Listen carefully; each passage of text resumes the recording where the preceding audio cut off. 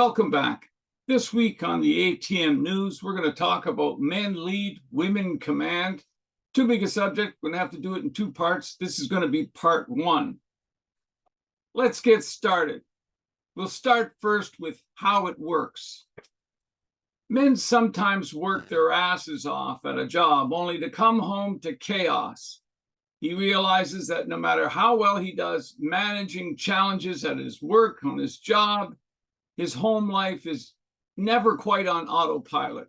If only his partner understood his plight and could take care of things instead of adding to his stress, he thinks. How about a little gratitude? He might ponder occasionally to himself. From my experience, most men see their marriage or committed long-term relationship as a partnership. That's a good thing. The idea, she's my partner, plenty of merit, we ought to see her that way. Where this generally falls apart is when one or both partners cling to equality in all things. This is unrealistic, in my opinion. Truth is more, equality is the wrong metric when applied to men and women. It's far more important and fruitful to understand sex differences and to negotiate from there. For example, you'll never know what it's like to bleed out of an orifice for a week every month, for a good part of your life. The shedding of the thickened uterine lining during her period is usually painful. I've seen women forced to take a knee in the throes of spasms caused by it. Her suffering stops during the lead up to ovulation, 10 days or so after the bleeding stops and the egg drops. Subsequently, she enters the luteal phase where the body convinces her to consume carbs and fats and take it easy just in case she's pregnant. Men have no idea what any of that is like. The female menstrual cycle affects women so profoundly that scientific studies of women are typically triple the cost. So says evolutionary psychologist Sarah Hill in her book, Your Brain on Birth Control. Most scientists try to stick to male subjects for good reason. It's not patriarchy, it's fucking capitalism. Add in a woman's usually smaller stature, her higher negative emotion, a different brain configuration, a wider emotional scope, and deep tendency to act as a caregiver, and we just scratch the surface of sex differences. Consider that most medical conditions affect women differently than they do men. Heart attacks, strokes, cancers, all typically act on women's bodies differently than they act on men's bodies. So much so warnings circulate online about them. So one critical way to look at how you carry your relationship is that you live your life and you make room for her in it. Not that you live your life with her and make room in it for your life. If you do that, stop it. Stop it right now. Shift this imbalance immediately. A man's relationship should come from his power as a man and never be his power. If not her, someone else. That doesn't mean you're ready to swap out your love at the drop of a hat. No, not at all. It's just that she needs a powerful man in her life. And with very few exceptions, that always seems to hold true. It's not that you're being a dipshit egotist. It's more that this is critical for her and for you. She hitches her wagon to your horse, cowboy, and it rarely works well the other way around. Men who embrace the competence hierarchy are desirable with friends and with mates. Why? Because wherever you go in the world, women are the caregivers. That takes a lot out of a self-interested brain. And it makes women prone to something I call the caregiver's dilemma. What I mean by that is that she never wants to appear selfish while she grows people around her, but at times she can feel taken for granted. Every woman's secret fear. This produces something akin to martyrdom, which in turn can feel like a kind of enslavement, especially to the modern woman. Imagine trying to keep 2 or 3 toddlers alive and being at their beck and call for fucking years. In her wisdom, nature steps in and gives her you. When she was called, the whole idea that men or woman was created from Adam's root nonsense. If anything, we're created from her. Like think about it, right? When she was called to create life, she had no idea what she was getting into. Looks to me like nature set things up so that she would have a man who would hold reserves of power and love for both of you, ready and able to shore her up when she's depleted. One of his key roles is to make sure she doesn't lose herself to the caregiving spirit present in almost every woman. That's true even without children or when she's beyond childbearing years. When you are weak and you know it, you feel it inside all the way to your fucking testicles. Well, she carries an evolutionary adaptation by way of her negative emotion, which she uses to spot sickness in those around her and danger in her environment. Of course, this makes her extra sensitive to your weakness. Think she doesn't notice? Of course she does. And it gets worse. She chose you for your power potential and your kindness. She sees you in the future as what you could become with a good woman in your life, especially. To her, if you are needy, she has somehow failed in her pact with the universe. She must face the reality that she may have chosen wrong. This is an absolute tragedy for a pair bonding woman. It makes her curse the blue skies each day, questioning herself. For most men will one day be fathers, and nature or God left it to her to find herself a powerful man with whom to sire her brood and stand alongside her while they face an uncertain life together. That's how it is, man. Sorry, you don't get to lean on her much. If you need to lean on people, join the Tenement Defender Board of Directors for that, and we'll help with this. She is the burdened female and precious creator of life. You are the expendable male and powerful defender of life. She is more precious because she carries the egg and the babe for a year, almost a year. She may nurse for another half dozen years. She may do that several times. Her best fertility is about 20 years, and it's usually the same around with her looks.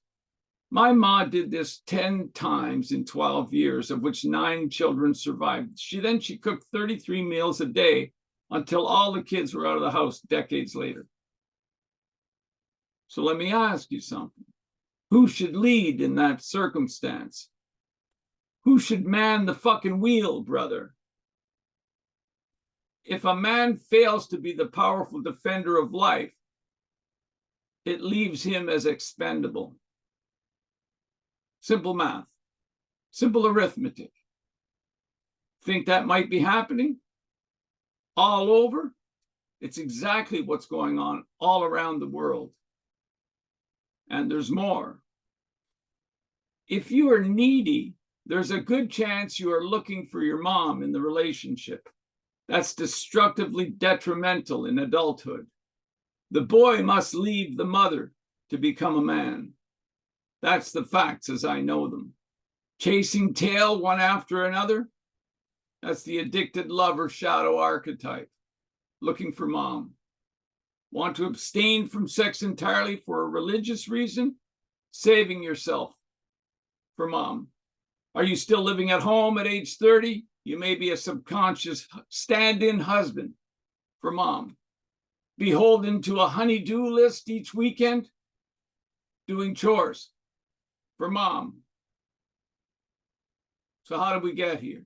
One of the reasons men build cultures and women stress test them is because we as men are more social. Men typically have relationships with many different individuals from a variety of groups.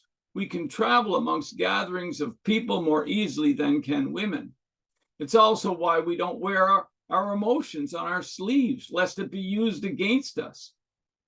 Being feelings focused is more of a feminine thing. And why do we do this? Because there's less risk to the tribe if men do this work. It's often called the large group bias. We are expendable, and our value is in being powerful defenders of life. Is that fair? Fuck, man. It's just the way it is. So get over it. Or go walk in the woods and argue with nature. Women seem to prefer one, two, rarely a handful of much deeper female relationships. Girlfriends, besties, sisters, gal pals, BFFs, etc., etc. She guards those relationships jealous and she uses them for emotional regulation. A woman's life typically revolves around friends and family. Why? Because this is what helps the tribe survive. We call this a small group bias. Nothing wrong with that. This is just how we evolved to be. Without her close group, she is cast adrift emotionally as her negativity overwhelms her. And that men stay faithful to one woman is more a function of his adaptable nature. We can get used to anything. He also requires respect, either earned or taken, and loyalty. Loyalty comes from winning hearts and minds. And people are only loyal to those whom they respect. Moreover, his faithfulness is sustained by her loyalty and his sense of honor, which we'll define here as the esteem of those we care about. His superficiality is functional. It's not selfish. This is nature, not ideology or psychiatry. It also behooves men to have their own mission and purpose in life to even begin to be attractive. I call that masculine destiny. Remember, her model for love is the strong male, possibly dad, and probably influenced early in her life in a male who was the only one who could stand up and say no to the all-powerful mom. I also don't think you can extrapolate down from entire cultures to individual families very easily, but we do it anyways. A family unit is almost always comprised of a male and a female banding together against life's hardships to benefit from each other's strengths and to shore up each other's weaknesses. In general, it is reciprocity that underpins our interdependence. Be careful how you interpret that, because it doesn't mean tit for tat, because that's far too simplistic and it's arbitrary. Watch for the feminine equality trap. It is in this vein, while conceding and celebrating women can pretty much do anything a man can do and will step into leadership when it is absent, we notice women tend to have preferences, enduring preferences, just as men do, based on being feminine women, on sex and gender, which I think are the same thing. No matter where you go in the world, as I mentioned, women are the caregivers. That's no small thing. In the most egalitarian societies where equality of opportunity is greatest, women choose professions like nursing, administration, teaching, and other caregiving of some kind, et cetera, at an even higher rate than less equal countries, despite all the progress. They call it the Scandinavian paradox. Doesn't surprise me one bit. It's why women run doctors' offices, after all. Now, you could ask yourself, is all this just conditioning? Perhaps a little, but I don't think patriarchy is responsible here. Notions like patriarchy are neo-Marxist laments preoccupied with power. It's made up bullshit, and I'll tell you why. For one thing, we evolved through sexual selection, and women do the choosing. This means that men do the things they do because women have rewarded them over the eons with their precious looks and fertility. So much for the patriarchy argument. If we are patriarchal, women made us so. When I speak of power and love, I'm not talking about force, which is something else entirely. Men man the perimeter and can use force, but it should be only used when absolutely necessary. Power is about using technology to solve problems. Love is about collaboration, even with those people who are not necessarily your kin. And a man who uses his power and love in service of himself and others finds meaning and freedom. Creating a life of meaning usually comes in large part from his relationships with others. We are happiest when we belong and find a sense of harmony amongst our chosen people.